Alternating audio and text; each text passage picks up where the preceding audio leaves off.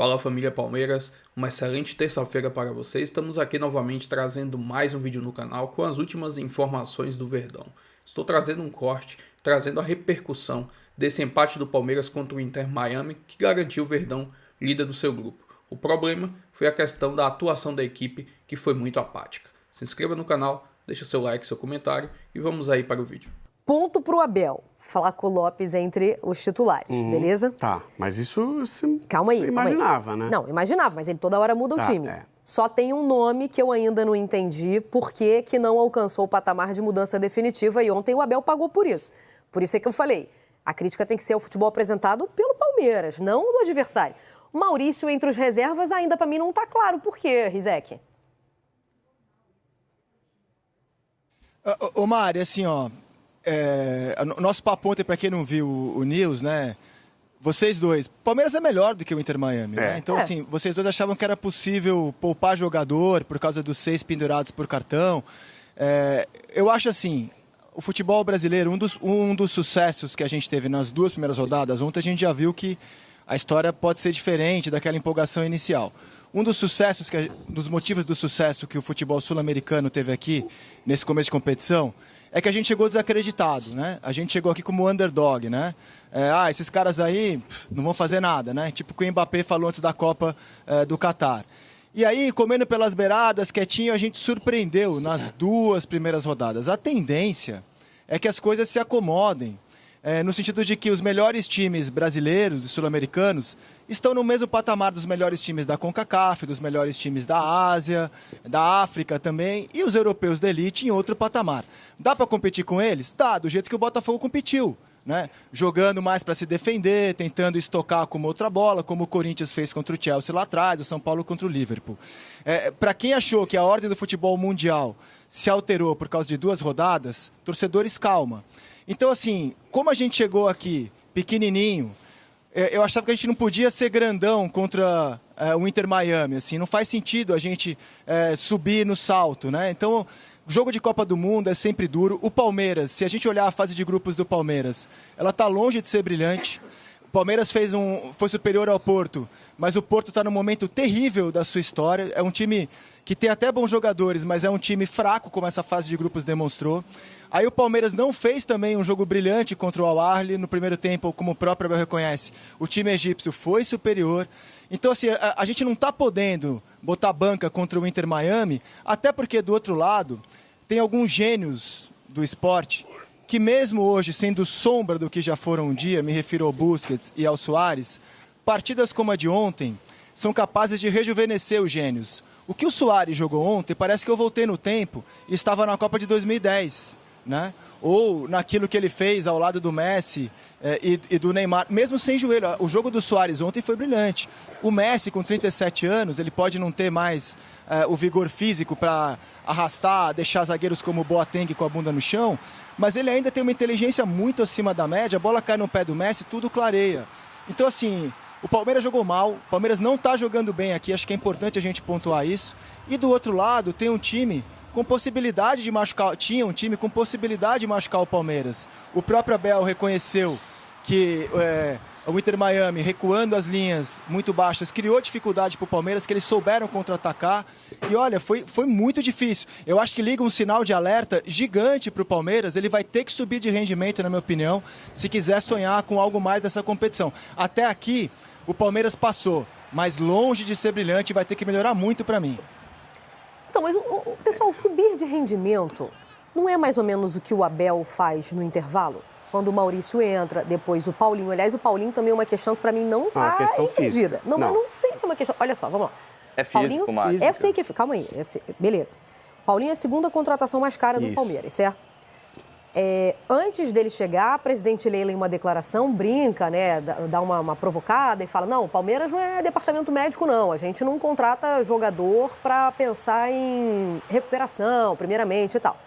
E a gente já está em julho, praticamente, né, dia 24 de junho, e o Paulinho ainda sofre com isso. Segundo o Abel, só pode jogar 30 minutos. Segundo nos trouxe Rizek, apurado por Érico Farias, o próprio Paulinho se diz apto a jogar mais. Então, para mim, temos uma incógnita aí. Então, a questão, ontem mesmo o Paulinho disse, depois do jogo, que para ele é muito frustrante chegar nessa que é a grande competição do Palmeiras no ano, sem estar 100%. Ele disse ontem que não chegou 100% fisicamente. Quando ele disse para o Eric Faria que ele está 100% para jogar, eu acho que ele aguentaria jogar 90 minutos. A questão é o que acontece depois.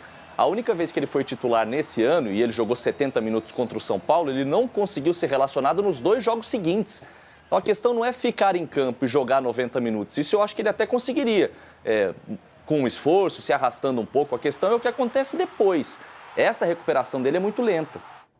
Mas aí, Rizek, já te passando a palavra que eu vi que você já levantou o dedinho, o que acontecer depois de uma eventual eliminação para o Botafogo, por exemplo, vamos falar, pouco importa, né? Que o jogo do Palmeiras no ano aqui é essa partida de oitavas de final contra o Botafogo, certo? Ô Mário, deixa eu explicar melhor a situação do Paulinho e minimizar um pouco a informação que eu havia dado antes, né? O Eric Faria, aquele repórter que cheira a notícia, né? O jogador passa do lado dele e o jogador fala com ele. Então, antes do jogo contra o Porto, o Estevão procurou o Eric, falou, pode falar que o gramado tá ruim.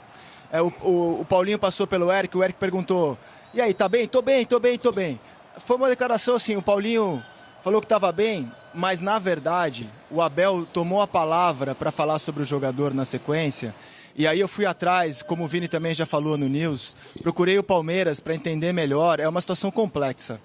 O Paulinho, no ano passado, e é de conhecimento público, eu falei várias vezes isso no Sport TV, e o próprio Paulinho compartilhou essa informação, ele tinha uma lesão, uma fratura por estresse na tíbia, na perna direita. Então ele não treinava pelo Galo, e ele praticamente não treinava, tinha uma carga muito reduzida de treinos, e para poder jogar aquela reta final, em que o Galo chegou na final da Libertadores, ele tomava infiltração, né? Isso gerou um desgaste, O Palmeiras, quando o contratou, entendia a medicina, você faz uma projeção e nem tudo acontece de acordo com aquela projeção. A projeção do Palmeiras é que o problema seria sanado pela cirurgia. E ainda não foi, né? Então, assim, já era para o Paulinho estar em condição de atuar 90 minutos. Já era. Quando o Palmeiras contratou o Paulinho, ele imaginava que nesse momento ele estaria 100%. Mas as coisas não aconteceram dessa forma. O Paulinho, ele sente muita dor depois dos jogos. Então, por exemplo, teve dia aqui que ele não foi para o campo. Ele ficou fazendo um trabalho especial no hotel. Ele tem dificuldade de fazer a recuperação do Paulinho por causa ainda dessa fratura do ano passado. A recuperação do Paulinho, ela é diferente das dos demais atletas. Então o Palmeiras tem que ter uma carga diferente com ele. Se ele jogar muito tempo, a recuperação para o próximo jogo vai demorar ainda mais. O Vini já falou sobre isso, eu já falei sobre isso, a Gabriela Ribeiro já falou sobre isso.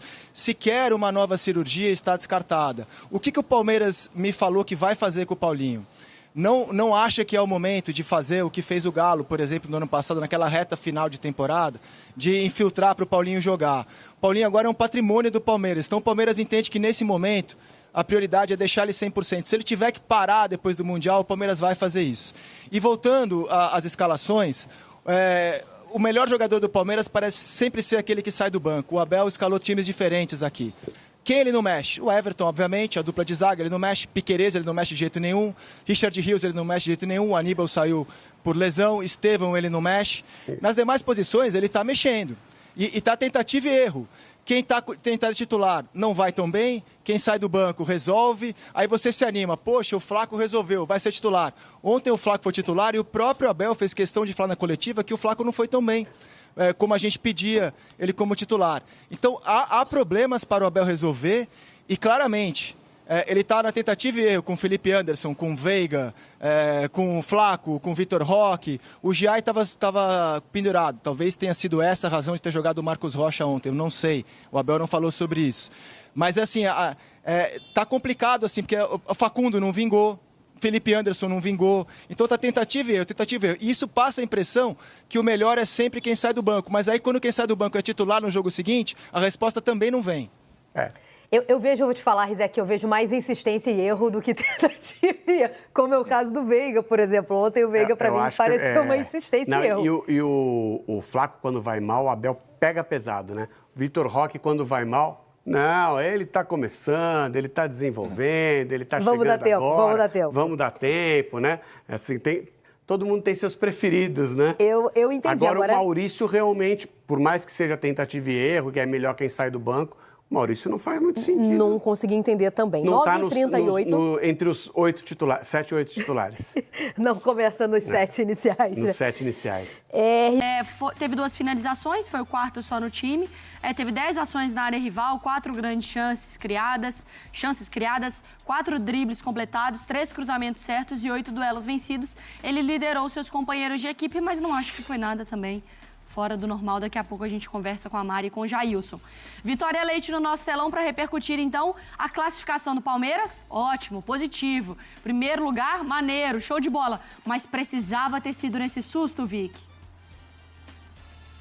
Que isso, Mari, foi difícil, viu? O torcedor palmeirense passou um sufoco ontem. Um beijo para vocês, para todo mundo que acompanha a gente. Estamos aqui em frente, né, ao Allianz Parque, o estádio do Palmeiras, também a Rua Palestra Itália. Para quem não é de São Paulo, os torcedores palmeirenses costumam se reunir aqui na Rua Palestra Itália, não só antes dos jogos, mas também em dia de jogos, porque é cheia de bares, de restaurantes, enfim, esses restaurantes transmitem os jogos para que os torcedores assistam todos juntos. Então a galera passou um frio aqui, passou raiva também, viu? Porque o Abel Ferreira resolveu mudar o esquema tático do time depois. Muito bem, falou e pediu desculpas, né? Na verdade, assumiu que errou pelo esquema tático do time de ontem, diz que isso é a parte dele. E aí, a forma como o time se postou em campo, é claro, que também divide com os jogadores. Isso incomodou muito os torcedores, essa sensação de apatia, vamos dizer assim, do Palmeiras, principalmente nos primeiros minutos, depois do que foi visto, né, no jogo contra o Porto e também ali na vitória contra o Al-Ahly, apesar da paralisação da partida. Então, o torcedor palmeirense passou realmente um sufoco ontem diante desse resultado. Ainda assim, Mari, a gente pode trazer que o Palmeiras conquistou a classificação agora para as oitavas de final em primeiro lugar no grupo. O que isso significa? Que vai pegar o segundo lugar do outro grupo, que é justamente Botafogo. Ele estava tentando fugir do PSG, que é muito difícil, a gente sabe, é o campeão da Champions League, é estreladíssimo. Mas com o Botafogo não é o melhor negócio do mundo para o Palmeiras, porque se a gente for falar em retrospecto e estatísticas, os últimos 7 jogos desde 2023 tem apenas uma vitória do Palmeiras, que é aquela fatídica 4-3 em 2023, que basicamente selou o título do Palmeiras no Campeonato Brasileiro, que tirou o título do Botafogo naquele ano. Desde então, o Palmeiras não conseguiu vencer o Botafogo, 600 dias sem vencer o Botafogo. Até o sábado serão 605 dias, mas depois daquele do sustão de ontem, né, do palmeirense diante do Inter Miami, vai ter um pouquinho de emoção também diante do Botafogo, com certeza, jogão aí que vai ser esse Palmeiras e Botafogo pelas oitavas do Mundial. Mari? Pois é, agora também não tem muito para onde correr, né, Vitória? Agora oitavas, é mata-mata de Mundial. Seja o que Deus quiser. Mas vamos começar falando, então, daqui a pouco a gente conversa mais com a Vicky também ao longo do nosso programa, sobre ontem ainda. Por que teve um susto? O susto é pelo comportamento? O susto é por escolha tática, Mari? Olha, eu tenho algumas ressalvas, a gente até estava conversando aqui, eu e o Jailson, né, enquanto a Vicky falava ali sobre as escolhas, enquanto a gente mostrava sonora, as escolhas do Abel mesmo, assim, imaginava que ele entraria com o Emiliano Martinez no lugar do Aníbal Moreno. Eu acho que as outras opções, Flaco, Veiga, ontem ele explica a escolha do Veiga até por ser um cara que tem mais essa bagagem e por ter um jogo mais físico do que o do Maurício, mas ele fala muito sobre isso, né? Sobre já ter experimentado muita coisa, que o Veiga traz isso para a partida. Eu acho que até aí tudo bem. Não sei se tem tanto debate assim sobre Veiga e Maurício. O Maurício está no melhor momento. O Maurício influencia muito mais, né? O resultado dos jogos do Palmeiras do que o Veiga. Mas esse setor de meio de campo, eu acho que desequilibrou completamente o time. Porque, assim, a gente acompanhava o Estevão precisando voltar muito, e ali, de fato, ele tentava fechar muito os lados, e aí o Palmeiras não tinha essa válvula de escape. Mas o Abel ontem, ele fala que a escolha dele era muito mais para o time trabalhar na parte defensiva, porque foi a parte que impactou, de fato, pelos corredores do que por dentro. Assim, o Abel sabe muito mais do que eu, né? Muito melhor, estuda muito. Mas assim, o jogo do Inter Miami não passa tanto pelos corredores. Você tem os jogadores de melhor qualidade, eles estão por dentro. Eles se associam melhor por dentro. É claro que, assim, os gols contra o Porto... Lionel Messi. Exatamente. Os gols contra o Porto até acontecem, né? Tirando o do Messi. O segundo acontece pelo lado direito, tudo bem. Mas, assim, o trabalho do Porto, quando ele avança, não acontece pelos corredores. E aí ele fala que o Emiliano Martinez, ele é um volante, que ele fala, né, um cão de guarda e não um cão que caça, como ele falou sobre a escolha do Lucas Evangelista. Então, assim, o Rios já é um jogador que avança, já é o volante que te dá essa qualidade. Ele volta, mas ele também avança. O Evangelista também se lançou. O Veiga também se lançou. Então, assim, todo mundo se lançou e o Inter Miami escapou. E aí, eu acho que foi sentindo, acontece o primeiro gol, o Palmeiras já não... Assim, já praticamente abre mão ali do primeiro tempo. Vale a gente pontuar que, querendo ou não, era uma situação confortável. Sim. O empate estava tranquilo pro Palmeiras. Então, acho que isso vai somando nervosismo, enfim. Ontem, esse sufoco, a gente pode depois entrar mais em detalhes táticos, mas o sufoco, ele passa por escolhas, então, do Abel? A responsabilidade é do Abel? Eu vou resumir a minha visão em relação à ausência do Aníbal Moreno. E ali, para mim, é o ponto principal, que foi colocar o Lucas Evangelista e o sem bola do Palmeiras. A gente vai conversar depois, mais taticamente, mas eu acho que o sem bola do Palmeiras ontem deixou muito a desejar. Para mim rolou uma dúvida e aí o Abel Ferreira fala, né, que eu não consegui ajudar. E aí, legal ele falar isso, porque foi a mesma opinião que eu tive. Porque os jogadores, para mim, não sabiam o que tinham que fazer. Tinham que marcar em cima, tinham que marcar abaixo, tinham que marcar, enfim. A gente vai trocar essa ideia depois, mas eu acho que a questão principal foi o meio-campo. Essa proteção do meio de campo que não aconteceu. Ficar condicionado de ter que marcar o Messi, né? Para quem vai, craque, né? Mas aí, né? Bom, a gente vai conversar muito... E vou trazer aqui agora uma análise do GE sobre esse empate do Palmeiras contra o Inter Miami pela terceira rodada do Mundial, que deixou o Palmeiras líder do seu grupo e agora vai encarar o Botafogo nas oitavas de finais do Mundial. Abre aspas para a matéria: o Palmeiras faz seu pior jogo na Copa, reage no fim para passar como líder, mas gera preocupação. Diante do adversário considerado mais fraco do grupo, o Verdão faz jogo com ritmo baixo, dá muito espaço e, apesar de crescer com trocas, precisa de muito mais contra o Botafogo. O Palmeiras dependia apenas de um empate contra o Inter Miami, tido como o time mais fraco coletivamente do grupo. O resultado foi obtido, mas o que se viu foi a pior atuação da equipe no torneio, e a vaga nas oitavas de finais veio. Apesar de assegurada, veio de maneira mais dramática do que se pensava. A estratégia inicial de Abel, assim como no jogo passado, não funcionou. O técnico fez 3 trocas, substituiu o lesionado Aníbal Moreno por Evangelista, deixando o meio-campo mais ofensivo, e substituiu Giai e Vitor Roque por Marcos Rocha e Flaco. Rafael Veiga foi mantido como titular. Nos minutos finais, o Verdão parecia que não teria vida complicada. Conseguia aproveitar a prejudicada saída de bola do Inter Miami perto da área e jogava o tempo inteiro no campo de ataque. Só que o meio-campo com Evangelista e Rios deixou o time mais vulnerável na frente da defesa. Com essa atuação fraca no primeiro tempo, o Verdão saiu derrotado pelo placar de 1-0. Com este roteiro, o Verdão foi para o intervalo sem obrigar o goleiro a fazer qualquer defesa difícil. Na volta do intervalo, só fez uma troca, que foi a entrada de Maurício saindo Veiga. Evangelista e Rios continuaram como volantes titulares.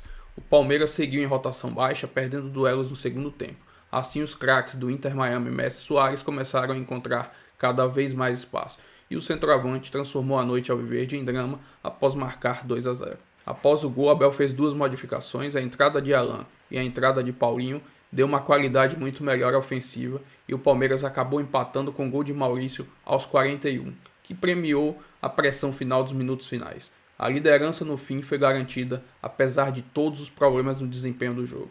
O Palmeiras tirou o campeão da Liga dos Campeões do seu caminho e vai enfrentar o Botafogo no próximo sábado.